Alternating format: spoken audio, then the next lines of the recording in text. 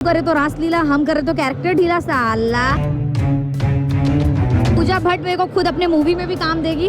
मनीषा रानी ने उन लोगों को दिया है करारा जवाब जो कि बिग बॉस के घर में लगातार उन्हें डिफेम करने की कोशिश कर रहे थे और उनकी कैरेक्टर पर सवाल उठा रहे थे।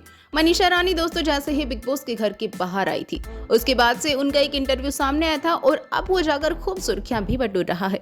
यहाँ आपको बता दें कि मनीषा रानी से जब ये पूछा गया कि आपके कैरेक्टर पे जो सवाल उठ रहे थे उनको लेकर आप क्या कहना चाहेंगे, तो यहाँ मनीषा रानी का साफ तौर पर सिर्फ एक ही जवाब रहा, मैं करूँ तो कैरेक्टर ढीला और तू करे तो रासलीला। और इसी बात पर किसी को कोई और सवाल पूछने की जरूरत ही नहीं पड़ी। अब ये मनीषा रानी जाने कि वो आखिर किसे टारगेट कर रही थी, लेकिन वो जिसको भी टारगेट कर रही थी उन्हें शायद मनीषा रानी की ये बात साफ तौर पर समझ आ ही गई होगी। और शायद मनीषा रानी चुप रहने वालों में से नहीं है, जो भी उनके बारे में गलत बोलेंगे वो उनका जवाब जरूर देंगी, लेकिन सीधे और सटीक जवाब में।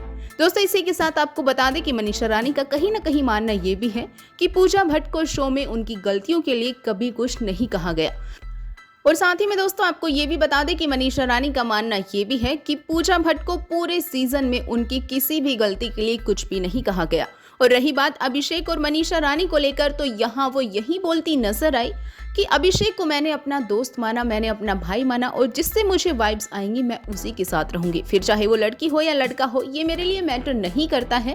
और जो मुझे अच्छा लगता है मैं उसकी केयर करती हूँ, जिसे मैं दिल से अपना मानती हूँ मैं उसकी केयर करती हूँ। और इसीलिए अभिषेक और मेरी बॉन्डिंग अच्छी देखी गई।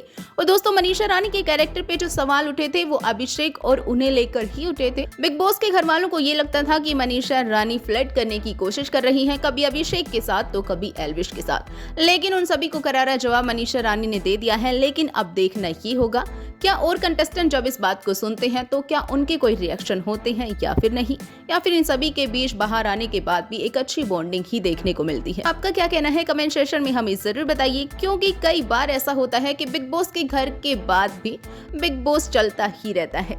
और इसी तरह से बने रहिएगा हमारे साथ और चैनल को सब्सक्राइब जरूर कर लीजिएगा।